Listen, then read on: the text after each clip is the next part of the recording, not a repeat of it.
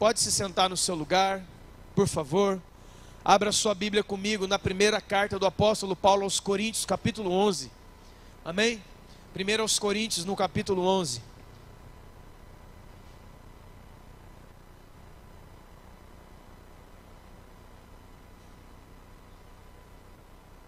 Primeira carta de Paulo aos Coríntios, no capítulo 11, amém?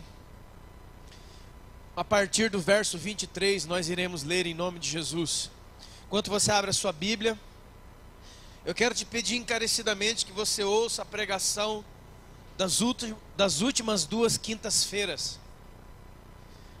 A primeira se chama Duas Casas. Ouça isso, por favor. Amém? Que elas não vêm somente de teologia, mas de momentos. E a outra nessa quinta-feira foi o segredo da simplicidade de Jesus. Ouça isso. E nós vamos falar nessa noite, com a graça de Deus, é a continuação disso. Por isso, você que vai ouvir hoje, vai ter mais propriedade, mais profundidade ainda ouvindo isso, que foi ministrado nas últimas 2 quintas-feiras. Amém?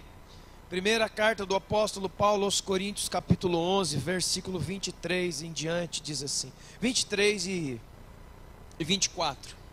Muitos conhecem, quase todos conhecem.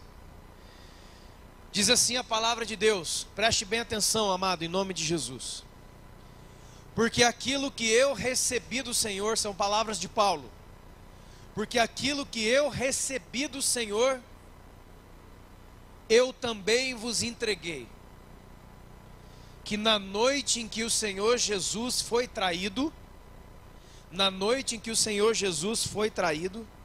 Ele tomou o pão, e deu graças, e partiu, e disse, este é o meu corpo, entregue, dado,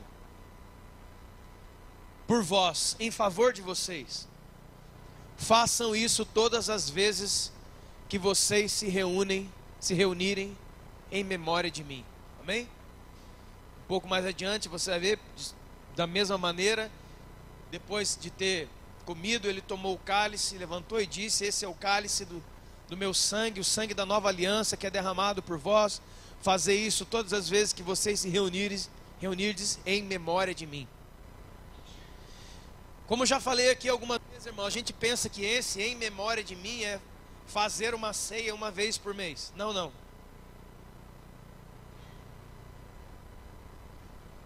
Na noite em que o Senhor Jesus foi traído, Ele tomou o pão, e Ele tomou o cálice, e Ele partiu o pão, e Ele deu do seu cálice a 12 indivíduos que estavam com Ele numa mesa. Amém, irmão? Você conhece a história, tá careca de saber. Quero fazer uma pergunta a você. Qual era o clima desta mesa? Número 1, na mesa tinha um que estava o diabo dentro dele, era Judas, amém? Estava lá. 2 assentos para frente, tinha um cara pensando e conversando baixinho assim, ó. Ei, Jesus vai ser entregue à morte. Quem será que vai ser o líder agora da igreja, hein, quando ele sair? Pessoas disputando por posição, pessoas pensando em trair. Um pouquinho mais para frente, ali na mesma mesa, tinha o pessoal que estava morrendo de medo, e o pessoal que já sabia também que se alguma coisa desse errado, eles iam sumir. Você vai ver lá os 2 discípulos no caminho de Emaús. Você vai ver que na hora da cruz só ficou João dos seus discípulos. O resto, ó, sumiu todo mundo. Judas foi lá pular corda, amém? Judas foi pular a corda, só ficou João, Maria, a mãe dele, e as outras 2 que eram possivelmente primas, amém? Não ficou ninguém. Agora, volta a fita. Quem é dessa época aí do volta a fita, que botavam uma caneta e fazia assim, volta a fita um pouquinho. Na noite em que o Senhor Jesus foi traído, Ele tomou um pão, e Ele tomou o cálice, Ele partiu, e Ele deu para quem? Para quem foi essas coisas? Para os seus discípulos. Volta um pouquinho. Qual era a situação dos seus discípulos? Irmão, quero que você pense comigo. Fosse você numa mesa dessa, onde você sabe que só tem traíra, medroso, gente que vai te abandonar e gente que está pensando o que vai fazer quando você sair. Quantos estão entendendo isso? A mesa era totalmente decepcionante, cara. Porque depois de 3 anos pregando, fazendo milagre e coisas fantásticas, Jesus chega no seu 47 do segundo tempo e olha naquela mesa que é totalmente decepcionante. Porque, assim, irmão, humanamente pensando, deu errado. Tem um cara aqui que deixou o diabo entrar no coração dele. E ele vai me entregar. Ele está aqui, ó. O outro ali, já vai me negar 3 vezes. Vai falar para todo mundo que não sabe o meu nome e não sabe quem eu sou. Mais um pouquinho ali, o pessoal está disputando quem vai ficar no meu lugar. E o resto só está esperando a hora que o bicho pegar para sair correndo e sumir. Irmão, depois de 3 anos de esforço, depois de 3 anos de Jesus, o que humanamente falando ele conseguiu naquela mesa? Quantos estão entendendo? Então vamos voltar de novo. Na noite em que ele foi traído, ele não foi traído por Judas, amém? Judas traiu Jesus de uma maneira, Pedro traiu de outra, o outro traiu de outra e o resto traiu de outra. Existem várias maneiras de se trair uma pessoa. Quantos podem entender, irmão? Muitos ali traíram a palavra de Jesus. E outra, ele sempre deixou claro que essas coisas iriam acontecer, amém? Não adiantou nada. Povão. Então vamos voltar de novo. Na noite em que ele foi traído, sabe o que ele fez? Ele continuou. Na noite em que ele viu que quem estava com ele à mesa eram pessoas decepcionantes e imperfeitas, sabe o que ele fez? Ele deu um passo à frente. Ele não parou. Sabe por quê, irmão? Porque nunca foi, preste atenção no que eu vou dizer, nunca foi entre Jesus e as pessoas. Jesus foi enviado para salvar as pessoas. Jesus é o nosso Salvador, ele foi enviado para salvar as pessoas. Jesus não foi enviado para confiar nas pessoas e entregar a vida dele na mão dos outros.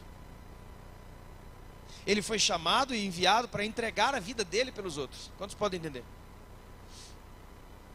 Então aquela mesa para ele, sabe o que significava? Nada. Porque, irmãos, Jesus como esposo da igreja, ama a igreja e se entrega por ela, mas ele não obedece à igreja. Jesus não obedece à igreja, é a igreja que é a esposa que obedece o seu marido. Quem é seu marido? É Jesus. Jesus obedece quem?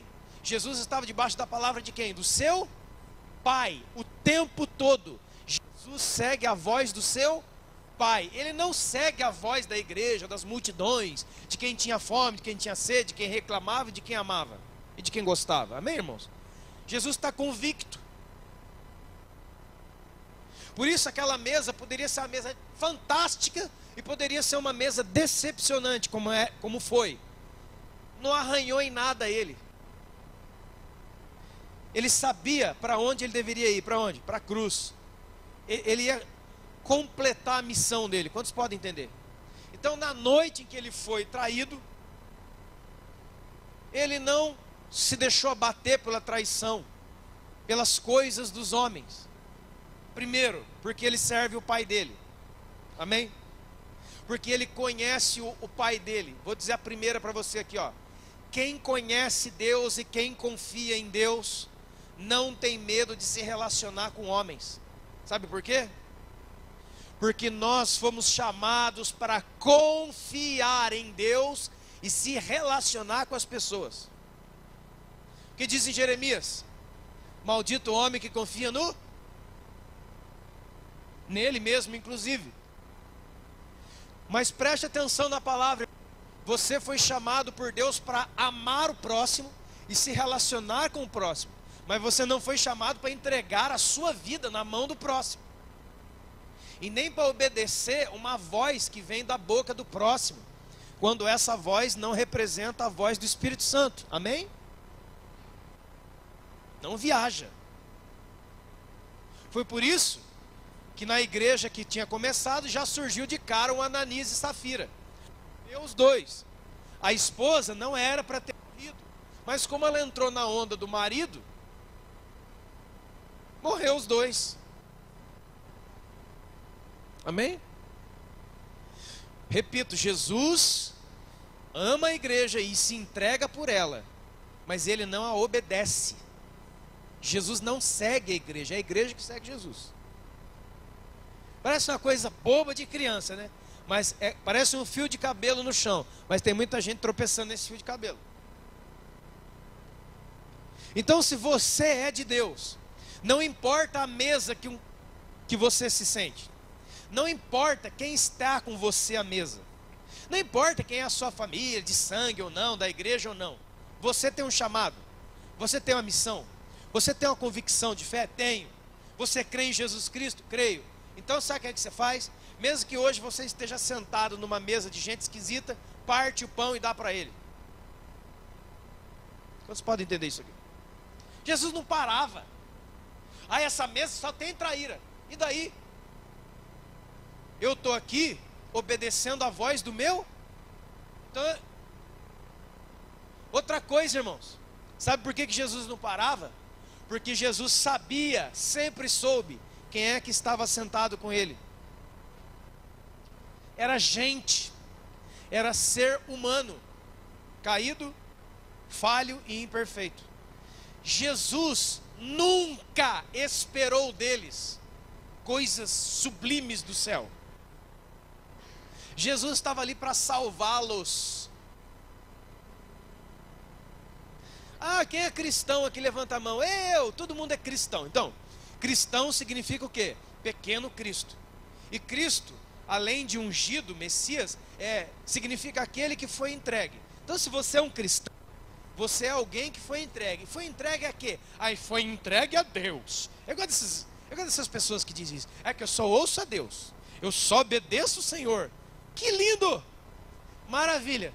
Você acabou de se estrepar todinho.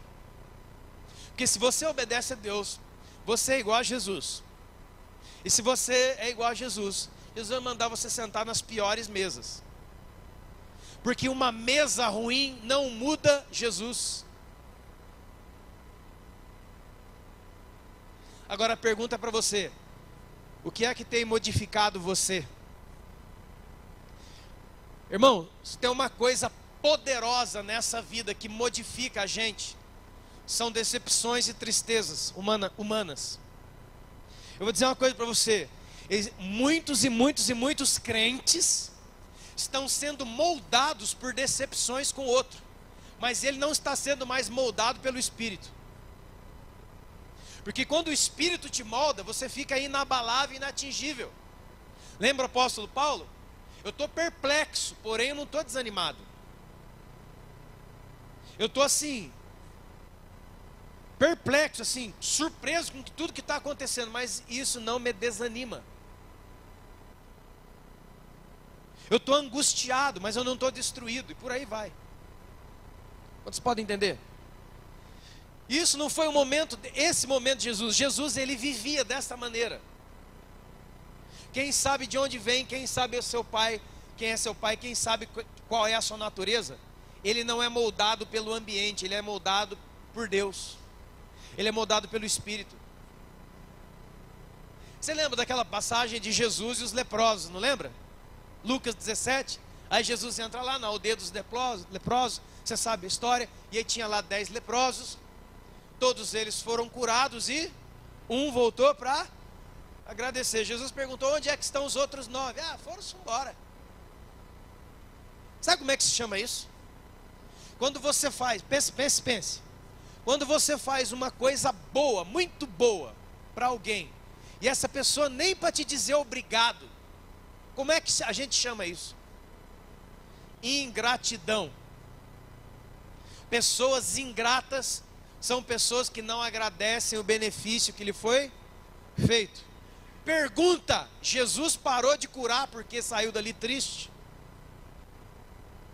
Jesus parou de ir de aldeia em aldeia e curar todos os oprimidos, libertar todos os oprimidos de Deus? Jesus entrou em Cafarnaum triste, cabisbaixo, com os discípulos atrás dele, sentou numa pedra, aí um monte de gente: ah, não fica assim não, Jesus, ei, o povo é difícil mesmo, Jesus, ah, não, fica tranquilo, na próxima cidade vai ser uma bênção. Irmão, Cristo não pode ser desanimado e nem animado. Isso aqui é poderoso. Porque a gente só pensa, escute, a gente só pensa para baixo, a gente não pensa para cima. Mas para cima e para baixo, para Deus é a mesma coisa. Deixa eu falar uma verdade poderosa do Evangelho de Cristo. Se você tem o Evangelho de nosso Senhor Jesus Cristo, e a companhia do Espírito Santo em você, ninguém pode desanimar você de quem você é e do propósito de Deus na sua vida. E também ninguém pode animar você. Você é linear, você é reto. Se no final dessa pregação 3 pessoas chegarem: ah, essa pregação foi uma droga, esse culto foi uma droga, nada vai acontecer comigo. Mas se chegarem elogiando, também nada pode acontecer comigo.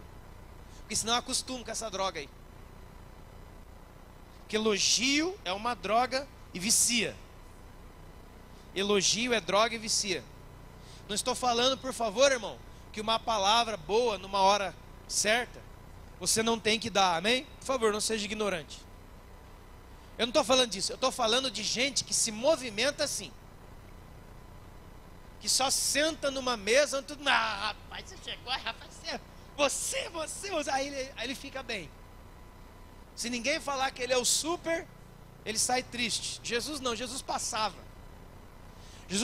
por pessoas e pela história. Ele tinha a cruz na sua frente, de maneira clara, amém, irmãos?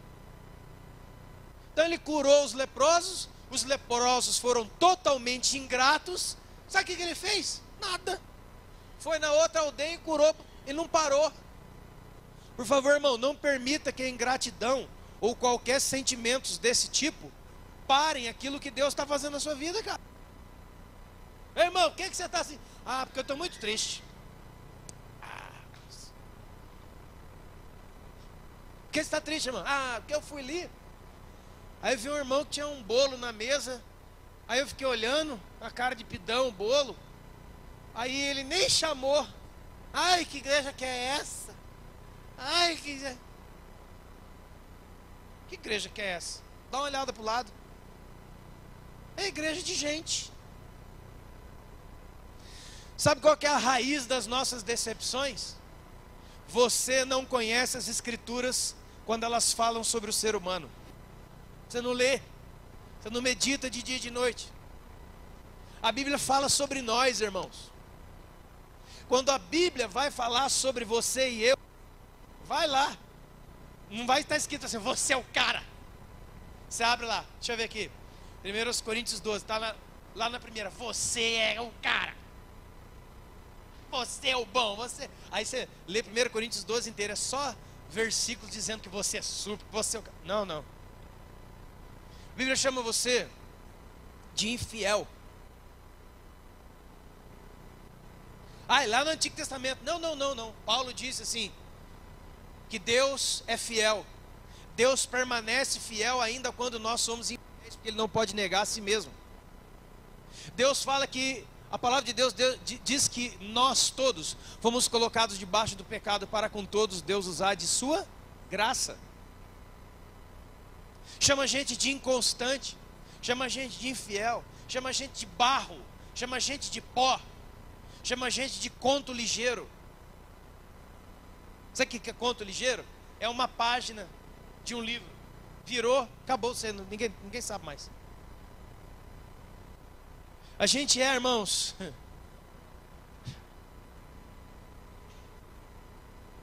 lembra do apóstolo Paulo? O bem que eu quero fazer eu não faço, mas o mal que eu não quero, acabo fazendo. Eu sou um homem desventurado.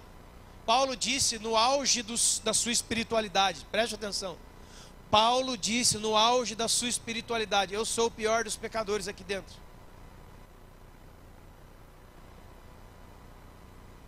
Eu não consigo fazer o bem que eu quero. Tem uma outra lei do pecado que reside na minha carne. É isso que a Bíblia fala de você e de mim.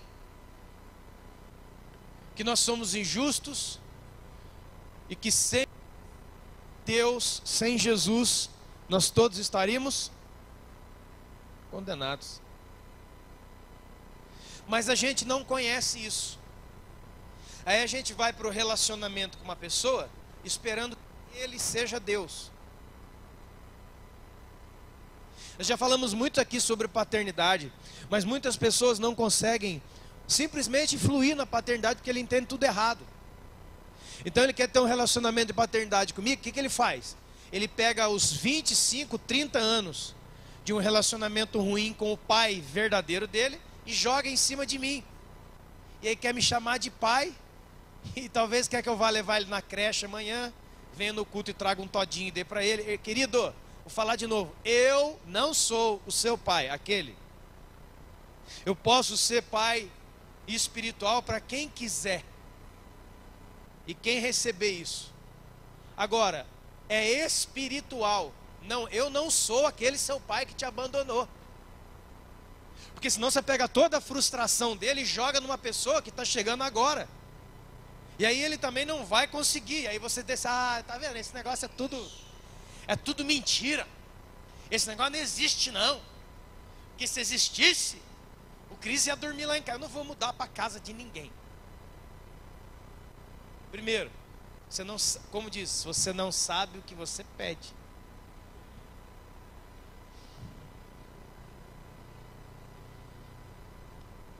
No nosso relacionar, você deveria se relacionar com sabedoria da palavra. O que é isso? Eu sei quem é ele. Quem é ele? É outro ser humano. Eu me relaciono não me apoiando nele, mas me apoiando no Senhor, em quem eu confio. A ponto que ele me traia, a ponto que ele me negue, a ponto que ele faça o que ele quiser, e eu permaneço o quê? Intocável, irremovível da minha posição. A minha casa está na rocha, irmão, não está em você. E nem a sua pode estar em mim. Hoje a igreja ela é muito assim, justiceira nas suas coisas. Eu estava falando aqui quinta-feira. Por favor, ouça a ministração de quinta. Poste para tu ouvir. Que é a seguinte coisa. Quando nós pedimos perdão para Deus, nós estamos falando de no mínimo 4 coisas. Primeiro, Senhor, por favor, abra mão do seu direito de me punir pelo mal que eu fiz contra você. Quando a gente pede perdão para Deus, é isso que a gente está falando. 2, Senhor, por favor, o Senhor pode me perdoar para a gente voltar a ter a nossa comunhão? Para eu voltar na sua presença? Isso é Salmo 51. Todo mundo que pede perdão para Deus, ele está pedindo, Deus, me aceita de volta na sua comunhão. Fala comigo, lembra Davi? Não retire de mim seu Santo Espírito, nem me lance fora da sua presença, amém? Todo mundo que pede perdão a Deus também está dizendo isso aqui, ó. Pai, por favor, será que dá para você esquecer o que eu fiz contra você? Porque é insuportável para qualquer pessoa entrar num ambiente onde as pessoas dizem que te perdoaram, mas fica com aquele olhar, ó, te perdoei, mas ó, sabe isso aí, irmão? Você viu? Aquele, ó, te perdoei, mas ó, é daí, hein? Aí, ó, eu perdoei, hein, negão, mas ó, tá ligado? É insuportável isso. Então quando a gente pede perdão para Deus, a gente está falando isso, Senhor, lembra do mar do esquecimento, dos seus pecados não me lembrarei mais? Porque se Deus perdoar você e não esquecer, é insuportável estar na presença dele, irmão. E a última coisa, quando nós pedimos perdão para Deus, estamos falando, Senhor, dá para a gente voltar a ser que a gente era? O Senhor é meu Pai querido e eu sou filho amado, correndo aqui dentro. Aleluia! É lindo temos um pai de amor. Pai, como é gostoso. Aí tem um probleminha, Mateus 6.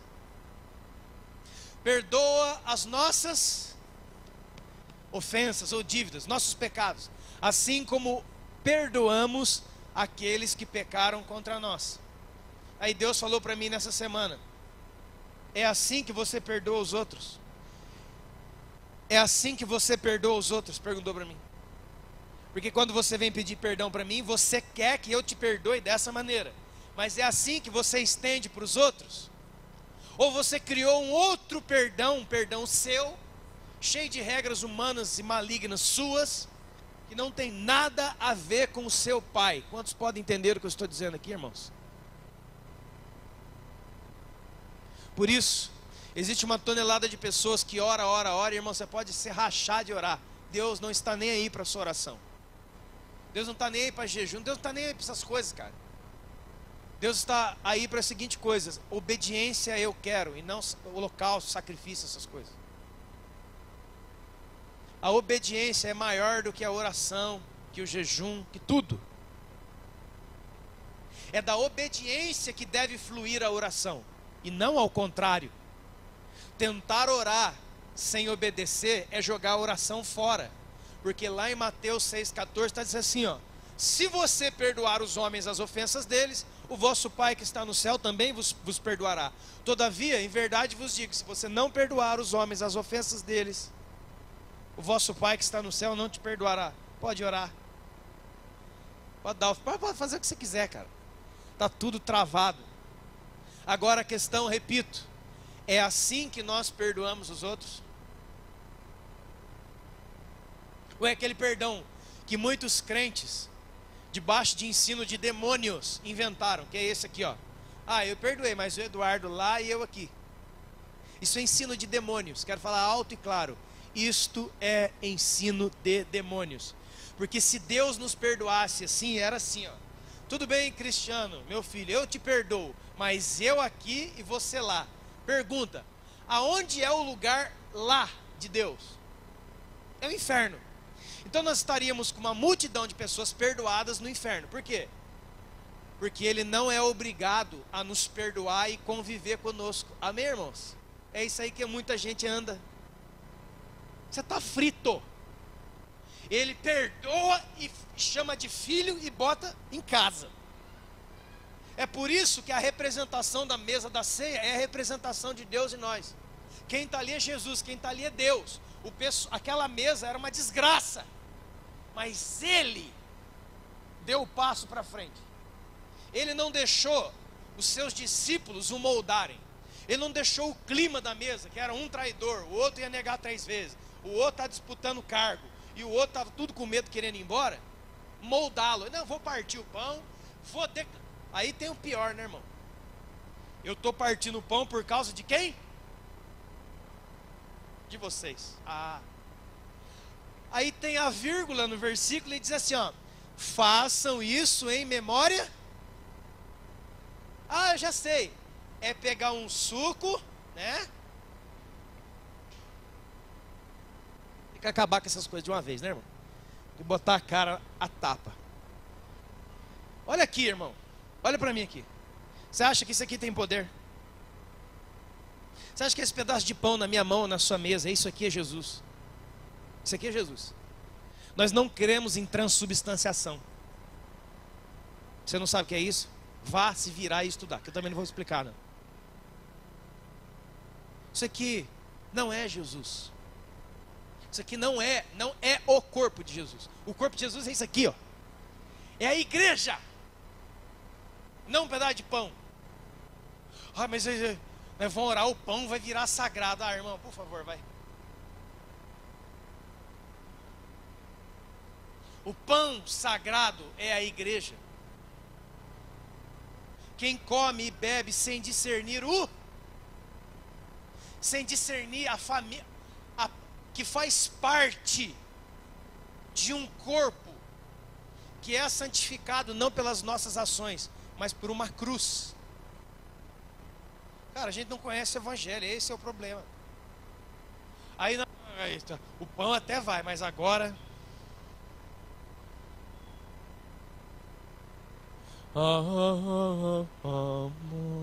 Eu sei que tem gente aqui querendo me matar agora. O problema é seu.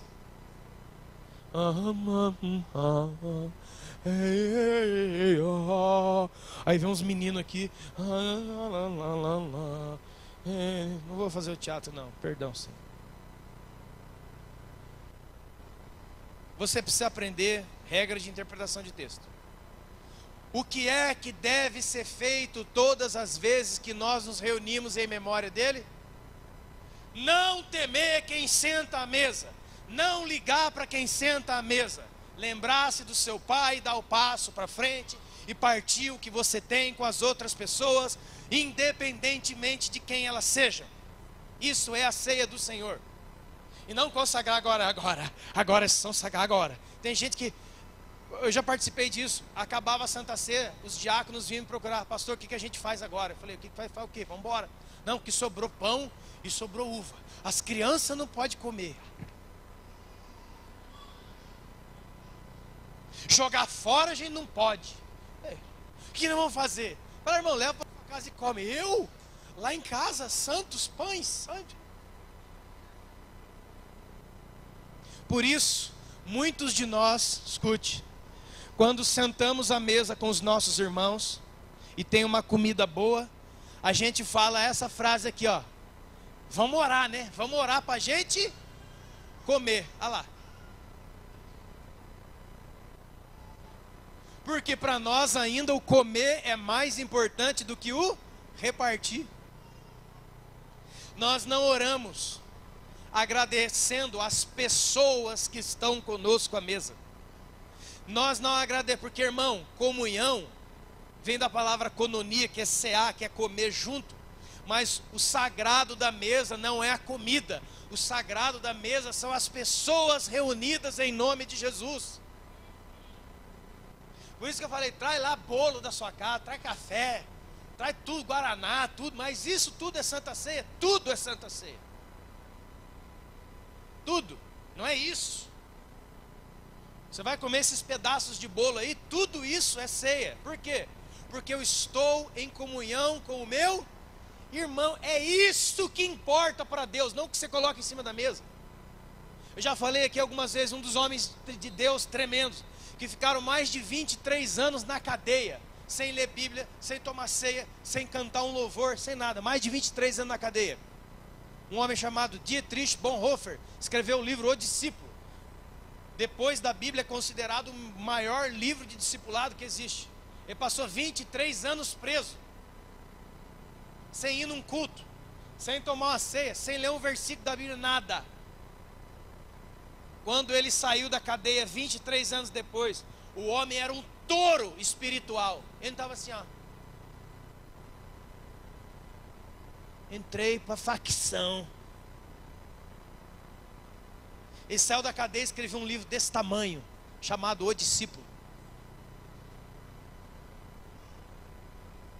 Aí vem a pergunta: como que uma pessoa que fica 23 anos sem ler a Bíblia, sem tomar a ceia e sem frequentar nenhum culto, sai 20, irmão, não é 23 dias não, é 23 anos, ele sai da cadeia, e ele é uma massa, ele é um tanque de guerra espiritual. Explica para mim. Num dos seus livros, sabe o que ele fala? A gente fazia Santa Ceia com água da chuva e um mingau que de vez em quando eles davam e nós guardávamos. Aí pronto, aí agora acabou. Santa Ceia com água da chuva? Está repreendido em nome de Jesus, demônio, Satanás, igreja de herege. Enquanto muitos crentes ao redor do mundo têm aí os elementos bíblicos e até hoje não conseguiram tomar uma Santa Ceia na vida. Sabe por quê? Porque ele acha que é líquidos e coisas de poder. É praticamente um Harry Potter crente. Isso aqui é um tipo de poção poderosa. Então eu tomo.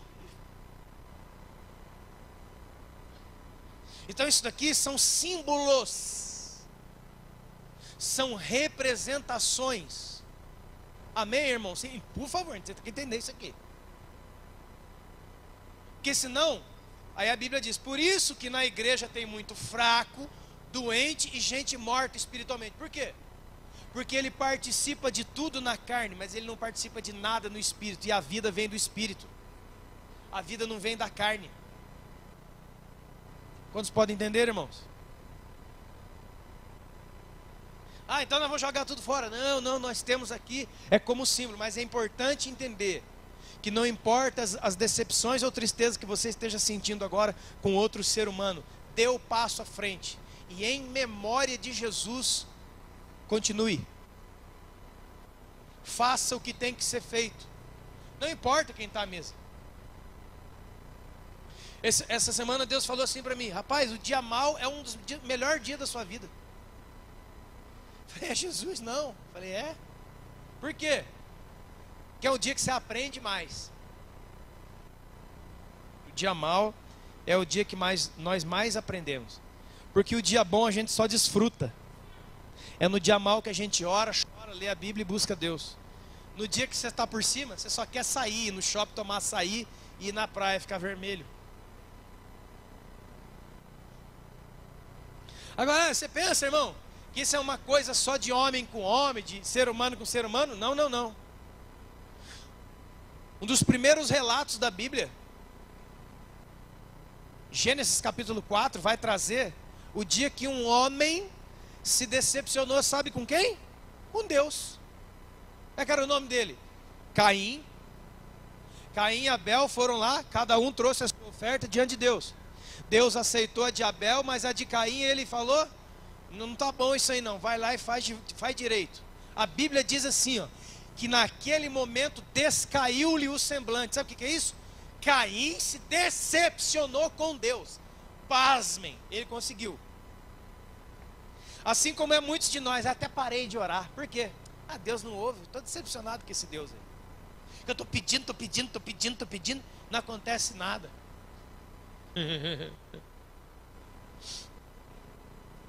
Ah, já dei 3 ofertas, 2 dízimos, até agora eu fiquei rico.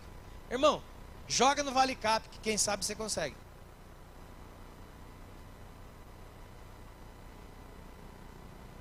O Caim, cara, se decepcionou com Deus. E agora, cuidado aqui, irmão, preste atenção. As decepções as decepções não podem moldar você. As decepções, elas não podem te dar um novo caminho, porque para Caim deu. Quando Caim se decepcionou com Deus, o que ele fez? Com ódio, ele foi lá e fez o quê? Matou o irmão. Por que Caim matou o irmão? É por causa de inveja. Não. Caim não invejava Abel. Caim queria matar Deus, mas como ele não conseguia, matou o irmão para atingir a Deus. A decepção moldou ele. A decepção fez dele um homem de ódio. E ele descontou nos outros. Quantos estão entendendo, irmãos? Não permita que as decepções com seres humanos, sejam eles quem for, te defina de novo, a ponto de você sair descontando: ah, agora eu estou com ódio do mundo. Não. Agora eu estou com ódio do mundo. Por quê? Porque eu estou decepcionado com Deus. Essa é de família. Sara, Abrão e Agar, lembra? Abrão e Sara, velhos, aquela história lá. Deus fala: você vai ter um filho. Ela dá uma risadinha lá dentro da cabana, pois deu risadinha, agora vai se chamar Isaac, que é sorriso, aleluia, glória a Deus. E o filho não chega, passaram 20 anos, não chega. Aí Sara tem uma ideia: pega a minha serva, a minha empregada Agar, e tem um filho com ela. Está lá em Gênesis aí, 14, se não me engano. Tem um filho com ela, escute, porque eu me alegrarei nos filhos que ela der a você. Preste aqui, ó. Já criou expectativa aqui, ó. Irmão, a mãe da decepção é a expectativa. E a expectativa vem do quê? De uma visão errada, de uma imaginação que você tem dos outros.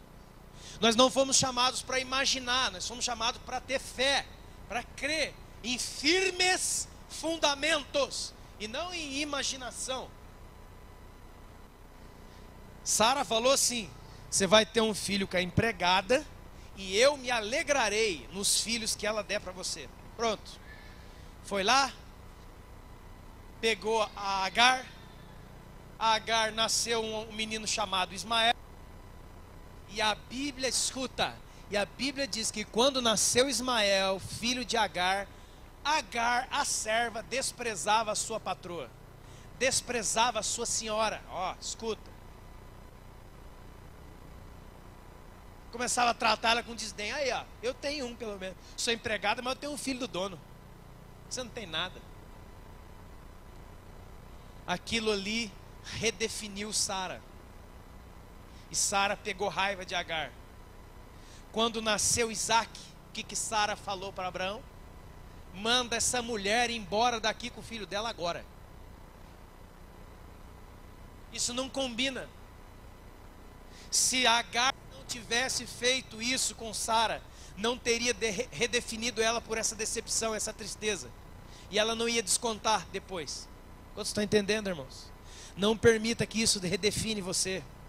Não permita que isso toque em você e mude você para se tornar uma pessoa assim. Quando nasceu Isaac, pronto. Agora também tem um filho. Pega essa mulher com o filho dela e manda ela embora, hein? Expulsa ela, hein? Se não for ela, vai eu. E Abraão fez o quê? Mandou Agar e Ismael ir embora. Outra decepção nasceu ali, de Agar com Abraão, de ficar chorando no deserto, e ter que ir o anjo do Senhor lá e acudir ela e o menino e falar que dela também nasceria uma grande nação. Agora aqui tem um ensino poderoso, irmão. Preste atenção, por favor. Como foi que Agar se sentiu no dia em que Abraão mandou ela e o filho dela embora? Pense. Ela estava bem. Ela tinha um filho com o patrão. Está garantido. Ismael já era um garoto de aproximadamente de 15 a 20 anos. Amém? Chega um belo dia, o cara que fez um filho nela fala o seguinte: pega o seu filho aí, o seu filho, e vai embora. Vai, some, vai embora. Como Agar se sentiu nesse dia? Pensa. Cara, a Bíblia diz que ela saiu e chorava amargamente. Por que ela chorava amargamente? Se tinha uma promessa sobre o filho dela. Sabe por que ela chorava amargamente? Decepção com o marido. O cara que deitou com ela, o cara que teve intimidade com ela, o cara que pegou o filho dela e dele no colo, que embalou aquele menino até os 15, 20 anos, e daqui a pouco nasceu uma criança, só pega suas coisas e vai embora. Cara, ela se quebrou, amém? Ah, Abraão, que homem de Deus que é você. Que homem que é esse que Deus vai fazer uma multidão, que Deus fala com ele a cabana? Como que um homem de Deus pode fazer uma coisa dessa comigo e com uma criança? Sabe por quê? Entenda a lição de Deus aqui, ó.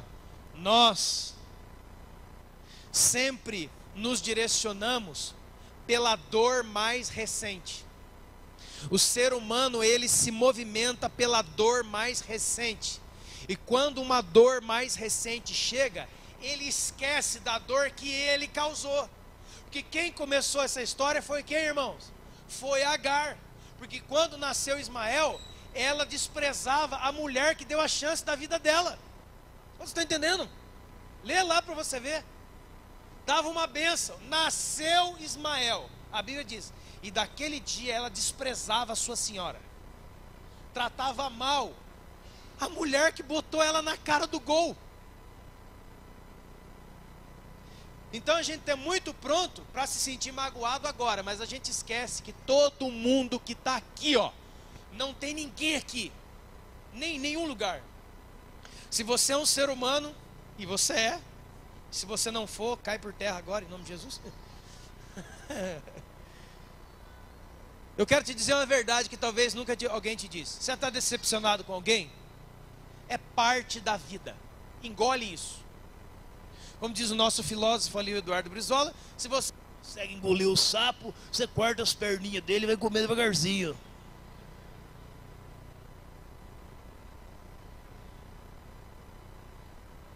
Em nome de Jesus. É isso aí. Ele tá certo. Agora deixa eu dizer uma outra verdade para você. Talvez você não saiba, mas você já deixou os outros tristes também, viu? Talvez você não saiba, mas você que está aqui, todo mundo, você já decepcionou alguém, sabia? Talvez você não sabe. Talvez a pessoa não falou para você, ô Guilherme, que ele disse, ele não deixou muito triste. Ninguém falou, mas você deixou. Todo mundo que está aqui já fez isso, sem exceção. Talvez você não sabe. Mas eu acho que se você fechar os seus olhos agora, rapidinho, e perguntar para a pessoa que diz a verdade, que é o Espírito Santo, ele vai lembrar você. De um dia que você falou alto demais, baixo demais, de um dia que você feriu, de um dia que você bateu, de um dia que você não foi, de um dia que você falhou com algum outro ser humano na sua história. Está entendendo? A gente está nessa, irmão. A gente quer reclamar do Abraão, mas a gente não esquece do que fez com Sara. Você está entendendo isso aqui? Ah, cara, eu já pisei em muita gente, mas essa pisada que me deram, ah não, essa eu não suporto. Não reclame se você está sendo mandado embora. Agora, se lá no passado, a chance de bênção que te deram, você transformou em desprezo e descaso. Quantos podem entender isso aqui, irmãos? É bom entender, para você aprender a viver. Você vai ficar chorando nos postes da vida aí, ó, toda semana. É interessante a história de Samuel, lembra Samuel? Samuel, profeta, juiz de Israel, um homem de Deus, serviu a Deus, ungiu reis. Mas antes de tudo isso acontecer, a Bíblia diz que ele ficou velho. Samuel, o profeta, ficou bem velho. E um dia o povo chegou para ele e falou assim, ei Samuel, chega aí que a gente quer trocar uma ideia com você. Profeta de Deus, aleluia, homem de Deus, a gente quer trocar uma ideia com você. E ele, sim, pois não. Então, a gente quer dizer para você que você está muito velho e que os seus filhos não andam no seu caminho. E é o seguinte, elege para nós um rei. A gente não quer mais você. Poxa pessoal, mas peraí, eu tenho servido Israel na presença de Deus anos e anos, e Samuel era velho. Samuel, irmão, começou a ouvir Deus quando ele era um menino dentro do templo, com o sacerdote Eli. Anos e anos depois ele era um homem velho, e o povo chegou para ele e falou assim, ó, em outras palavras, meu amado, estamos jubilando você, sai fora, elege outro para pôr no seu lugar. Aí o Samuel, a Bíblia diz que ele ficou triste, a ponto de Deus ter que falar com ele a seguinte coisa, Samuel, não foi a você que eles rejeitaram, foi a mim. Por que que Deus falou isso para Samuel, irmão? Pense. Porque Samuel sentiu aquela rejeição inteira. Quantos podem entender? Pense em você, trabalhando a vida inteira por uma família, por um casamento, por uma igreja, por um país, por alguém. E chega lá no fim da sua vida, alguém chega para você, ô mãe, você não serve mais para nada. Ô pai, vá para o asilo. Vai, some daqui, que eu tenho que viver a minha vida, como muita gente tem feito. Quantos podem entender o que eu estou dizendo? Cara, aquele ali foi um soco. O Samuel entristeceu na hora. E Deus veio e falou, Samuel, fica tranquilo, calma. Não deixe isso entrar no seu coração, porque eles não rejeitaram você, eles rejeitaram a mim. Eles estão querendo um rei? Bota um rei aí para eles dizer o que é bom para tosse agora. O resto da história você já sabe. Não ficou um de pé. Não deu certo um. Tudo nego falho. Um deles é o primeiro que aparece, o Davi. Lembra Davi? Vem lá, faz uma guerra, traz de volta a Arca da Aliança. Entra em Jerusalém, a cidade de Davi, dançando, cantando na frente da Arca da Aliança. Porque trouxeram a presença de Deus de volta. Lá na sacada da casa dele, uma mulher chamada Mical. Quem que era Mical? A mulher da rua? Não, Mical era a primeira esposa de Davi, filha de Saul. A mulher dele lá na sacada fez assim, ó, nossa, mas que porcaria de rei que é esse, dançando desse jeito, sem modos, quase nu. Ai.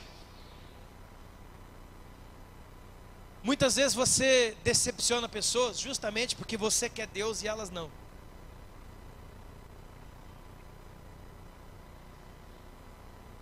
É aquelas pessoas que estão na igreja, né? Ele está ali adorando, irmão. Existem muitas formas de adorar e servir a Deus, amém? Mas você tem que entender que se você vem para a igreja e você é um cara que gosta de ficar assim, ó, louvado seja Deus, Deus vai tocar em você se você crer, amém? Mas do seu lado tem um cara que gosta de ficar assim, ó.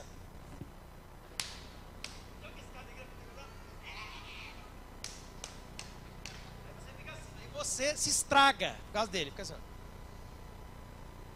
Aí bem, vamos mudar de lugar. Deus não é surdo. Para que bater palma?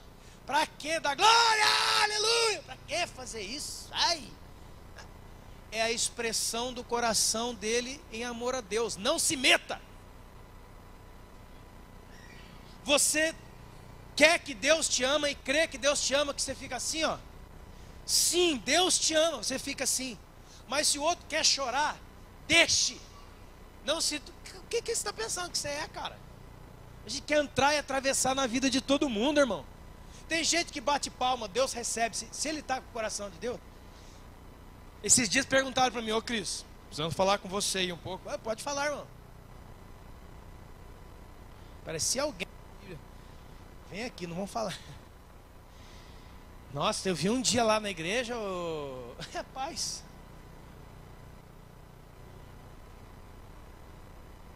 Não, mas só para perguntar, se não tem nada de mal no meu coração, não, viu, Napão?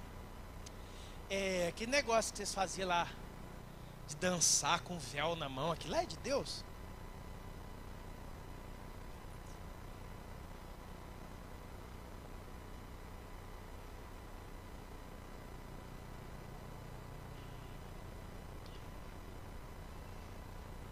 E não leu o Salmo 150. Existem várias expressões de adoração. Né? Aqui não tem pano poderoso, é mesmo? Aqui, o pano poderoso fica guardado naquela sala. Ai, parece 90 São Benedito, beijar o pano. Não é nada disso. É a alegria do coração de quem dança na presença de Deus, igual Davi dançou. Deixa!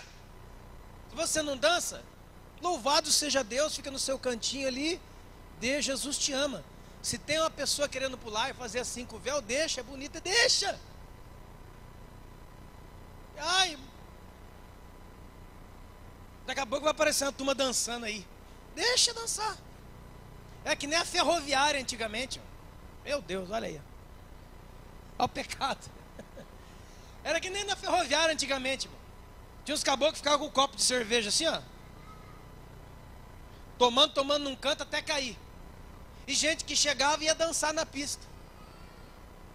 Tinha menina que gostava de bêbado e tinha menino que gostava de dançarino. Tinha para todo mundo, entendeu? Se o irmão quer dançar, é para Deus que ele dança, deixe. Se você quer ajoelhar, ajoelhe. Se outro quiser chorar, bater palma, cantar, tocar tambor e outras coisas. Por isso quer dizer aqui, irmão, quiser dar glória a Deus, dê glória a Deus. Quiser bater palma, bate palma. Às vezes você está pensando que a gente é uma igreja, não pode, acho que não pode dar glória a Deus aqui, não pode dar, cara. Inclusive vamos dar um agora, só para nós dançar esse ferrujado. 1, 2, 3, glória a Deus. Dá um aplauso também. Aleluia. Ai, Lúcio, viu? Lúcio. Lembra do...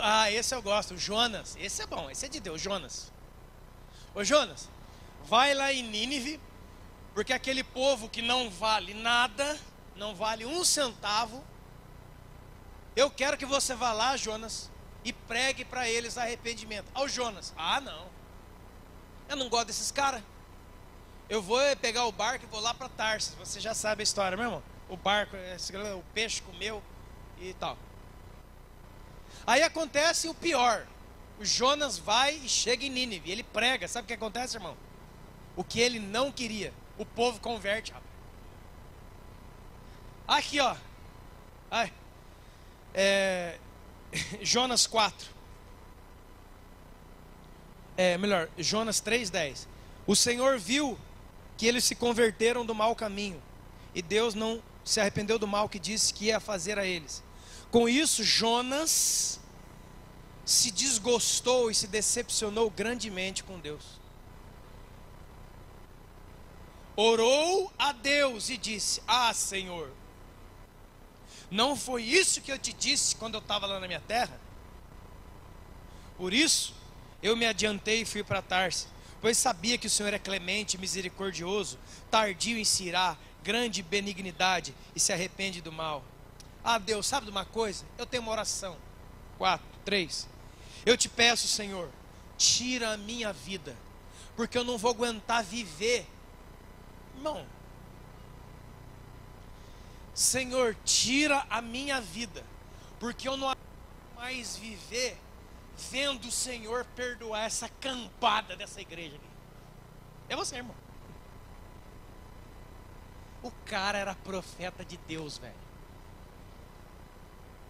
O Jonas ficou extremamente desgostoso e decepcionado com Deus, sabe por quê? Porque Deus perdoou aquela turma.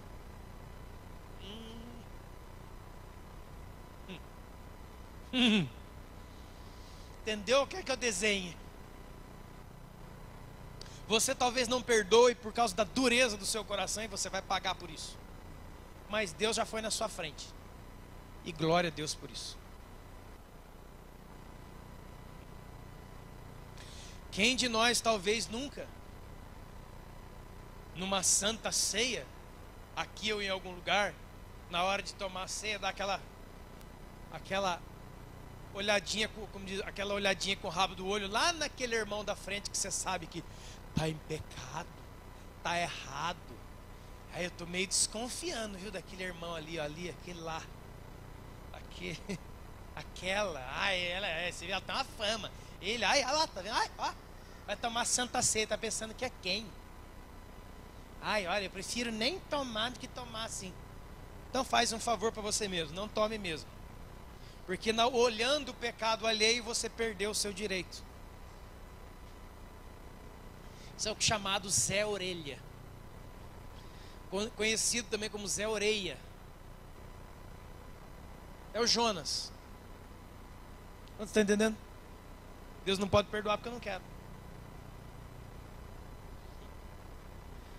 Agora, irmãos, o apóstolo Paulo é campeão, né?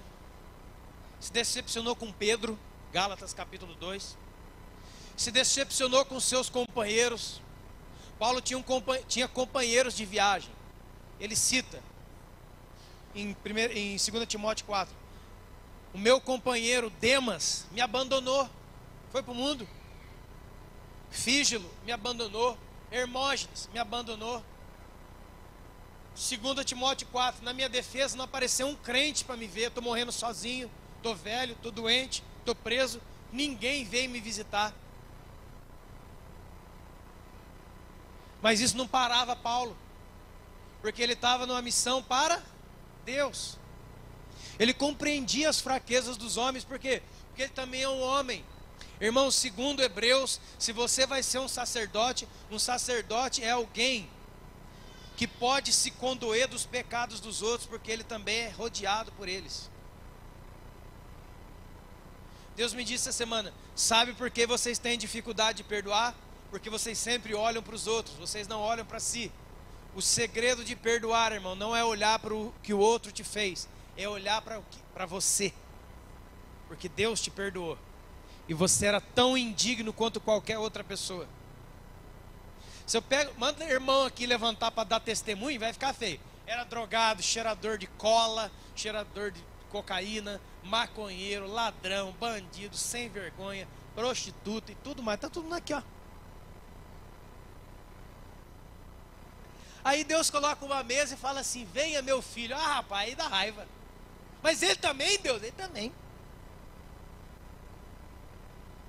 É igual a Arca de Noé, né? Entra o leão, o urso, os animais, ai, bonito. Daqui a pouco vem um sapo, vem aquela galera, ah, não, isso aí é credo. Ai. A arca estava tão limpa, entrou o elefante, entendeu, irmão? Tá tão gostoso, entrou o elefante. A piada você tem que...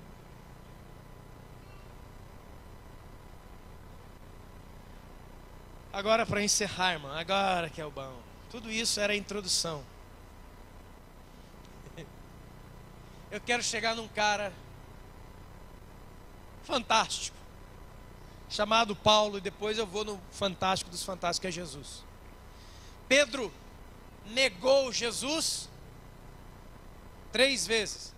Jesus foi atrás dele, consagrou ele pastor da igreja. Sim.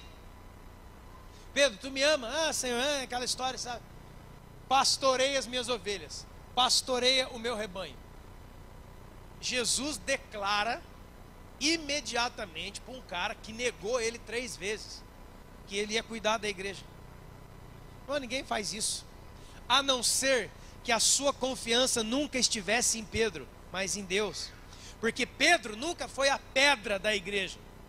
Tu és Pedro, mas sobre esta pedra, que pedra? Essa que você falou que é a rocha, que é a pedra, que é a rocha irremovível, eu edificarei a minha igreja. A igreja de Jesus é edificada sobre ele e sobre a sua palavra, não é sobre homem nenhum. Irmão, cai pastor, cai ministro, cai cantor, fique firme aí no seu lugar. Não tem nada, não é entre eu e você, é entre você e ele. Não é entre mim e vocês, é entre mim e Deus. Eu não sirvo vocês, eu sirvo a Deus. Se eu servir você, eu estava frito. Cada semana tinha que ver com a roupa. Cada semana tem gente que gostou do preto e por aí vai. O Paulo, em Atos 15, ele tem uma briga com um cara chamado Barnabé, um homem de Deus, filho da consolação. O cara era... Só que em Atos 15 acontece o que, irmão? O Paulo fala que João Marcos, que era sobrinho de Barnabé, decepcionou ele muito. Por quê? Eles estavam organizando a segunda viagem missionária. Aí o Barnabé, bom, vamos viajar para a missão? Vamos. Então beleza, vamos chamar os caras aqui. Aí vamos chamar lá Demas? Vamos. Vamos chamar lá Lucas? Vamos. Vamos chamar lá Silas? Vamos. Vamos chamar Marcos? Não, Marcos não quero. Não quer por quê, pô? Não, esse Marcos aí tá fora. Para mim tá fora. Para mim não serve. Ô louco, Paulo, por quê? Esperava tanto do cara, mas ele nos abandonou lá atrás, lá.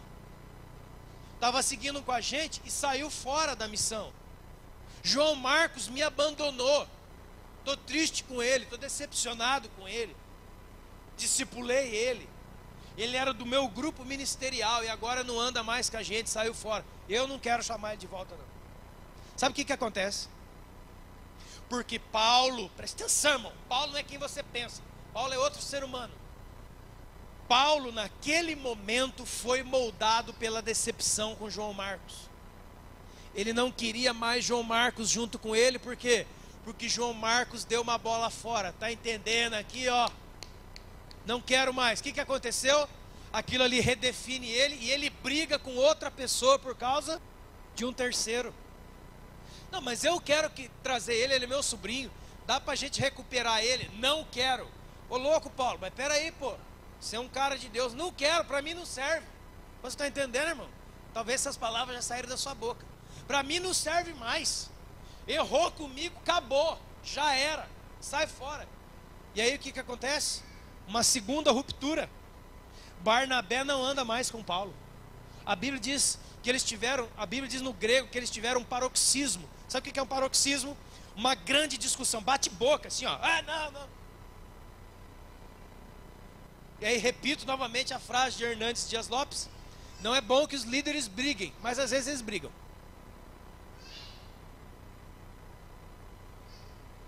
Lá em 2 Timóteo, depois de muito tempo depois de anos depois, o apóstolo Paulo fala assim, ó: Timóteo, passa na casa de Carpo, traz a capa, traz os pergaminhos e traz também João Marcos, porque ele é útil para o meu ministério. O Espírito Santo trabalhou no Paulo, cara.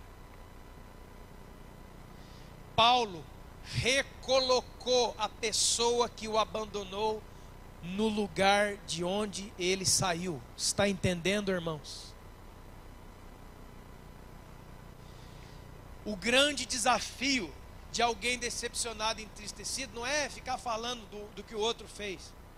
O grande desafio de homens e mulheres cheios do Espírito Santo não é mostrar a sua virtude e o erro do outro, mas é trazer o quem errou a posição de restauração na sua vida. Quantos estão entendendo?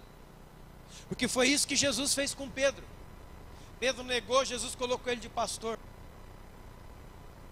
João Marcos decepcionou, deu problema, abandonou, e Paulo falou, não, traz, porque ele é útil para o ministério. Vamos recolocar ele na posição de volta. Vamos, traz lá o irmão de volta.